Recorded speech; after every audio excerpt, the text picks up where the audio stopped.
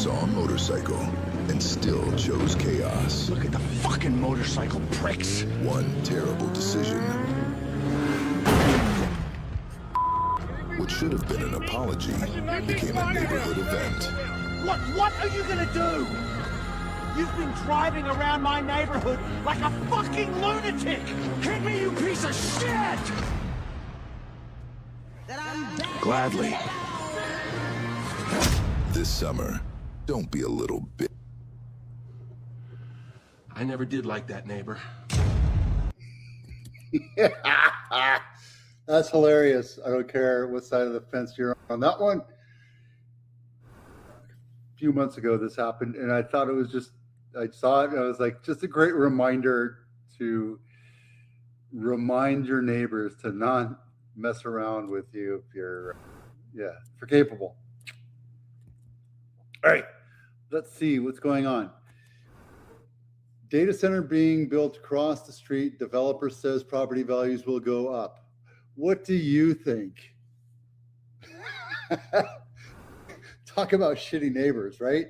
Now, the developer's like, it's going to go up no matter what, so you might as well deal with it, right? At the end of the day, could you imagine yourself being next to an AI data center or whatever it is they're using it for? Me personally, no. I would rather have the view of a park, of mountains, of oceans, but having a data center is absolutely has never been a thing. And you can go through these. The link is in my blog, and take a look at these links or these comments. The top comment is, if you move to another neighborhood and one option is the house that faces the data center, what's your choice? There's your answer. Some people don't care. Some people are like, oh, that's fine. But you're going to have a hum that will just, like my tinnitus, it rings in my ear all the time. And when I wake up in the middle of the night, I can't go back to sleep unless I have a fan or something going on next to me, so it just drowns out the ee all the time, right? Realtor is perfect for people with ADHD. Maybe it might be something worth my while. But for resale values, I don't know. My husband is severely ADHD. He has to listen to something all the time. Maybe that's what I have, is ADHD. But the tinnitus is what kills me. It drives me nuts. Anyway, just thought I'd bring that to your attention. Take a look at it, and if you have any comments, let me know. I had another, oh yeah, why did this not pop up? There we go. Let's bring that over here. Okay, investor home purchases fall to the lowest level since 2020. Yesterday we talked about where the homes are not selling. And if you stick with me, I'll show you. But here's something that I want you to understand. An investor is not going to buy a $25 million house.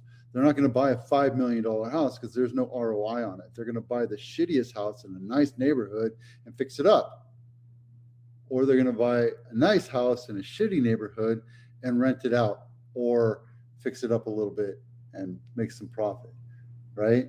So understand that when investors look at it, it's not, oh, I want to provide for a poor family. It's all about how much money they can make. And when you're struggling and you're a fix and flipper or a renter, a buy and holder, or a BRRRR, or what have you, it has to make sense for you to buy it, because 90% of your profit comes at the buy, not at the back end. So cooler housing market, investor gains are losing steam. Yeah, there's still houses to be had that are good value and good ROI if you buy them upright. Yesterday, we saw one that came in at 65% of the original list price. That one was severely overpriced for its size and location. So there's houses out there that can be overpriced and in bad condition. There's one REO that is a great opportunity for somebody that's looking to buy. I guarantee you that'll be gone here pretty quick. Economic uncertainty, investor activity is normalizing after the pandemic. the bottom line is investors are out there taking their money and putting it elsewhere right now, which makes sense.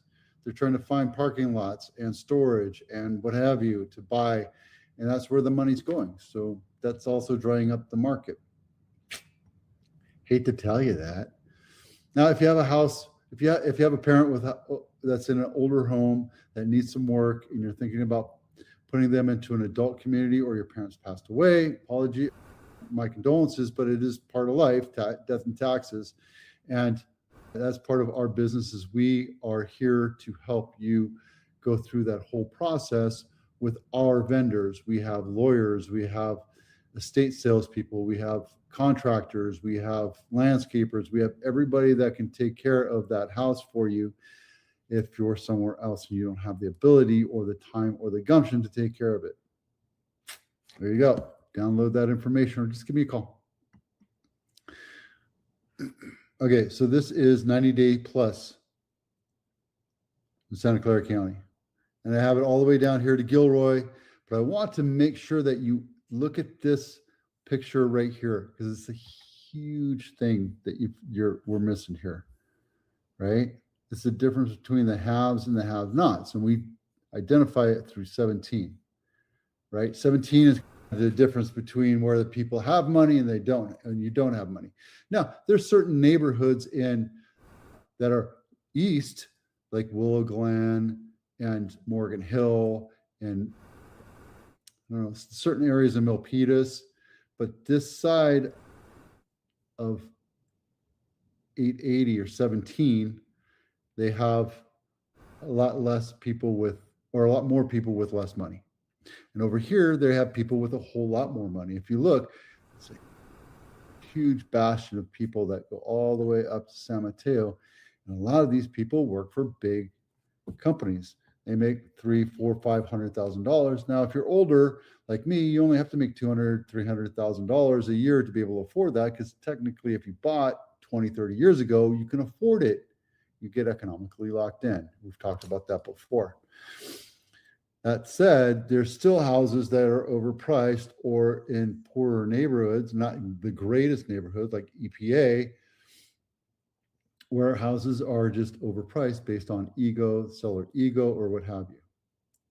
But I just wanted to make sure we understand it's a great way to look at it. Now, it's not perfect, because we still have houses over here that have been on market for over 90 days because they're overpriced. 2.6, 2.9, 2.9, 2.7. I'm looking for the right buyer. These guys are looking for the right buyer too, but for 1.6 and 1.1 and 2.3, that's close to Silver Creek. This is Silver Creek over here. But a lot of these houses are going to be on market for a long time. And they're going to sit there until rates come down. That's what sucks about being on this side of 17. All right. Now you see a few of them here in Minnesota, which is Willow Glen and downtown. Those areas are those with haves, but they just are in San Jose. So there you go. And then what is this? Oh, Distressed House of the Week, Ashling Court. And this is right by Hillsdale. I sold a house right over here a couple of years ago. I sold multiple houses up in Communication Hill. This is a nice older home, built in 1997, 4-bedroom, 3-bath, Ashland Court. Not my listing, $1.2 million, brand new, and it is a bank-owned property. So it's going to go pretty quick. So if you want to take a look at it, let me know. I'll make up the appointment, and we can go take a look.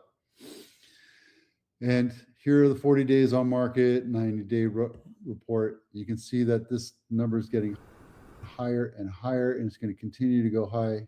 326 hasn't been that high in a long time. Those are the number of single-family homes in Santa Clara County that have gone over 40 days on market. San Jose weekly charts. The numbers situated, going up and down a little bit, but these are homes for sale right now. I think that number is going to start falling down because we did not see a selling season. It was a matter of a weekend that we had when rates went down to 5.99, and the market shuttered, had a little earthquake, and then rate went right back up, and then rates have been slowly creeping up. And those houses that are on, those people that can't really afford nice, bigger houses, more expensive houses, are stuck here, and they're still stuck not being able to afford it. Same thing in Santa Clara County. We're going to see our inventory start to shrink in the next couple of weeks. So there you go. And these are all on my blog. All right. That's it for now. That's it for now. Thanks for watching. I'm Vito with Abitano. We'll see you out there.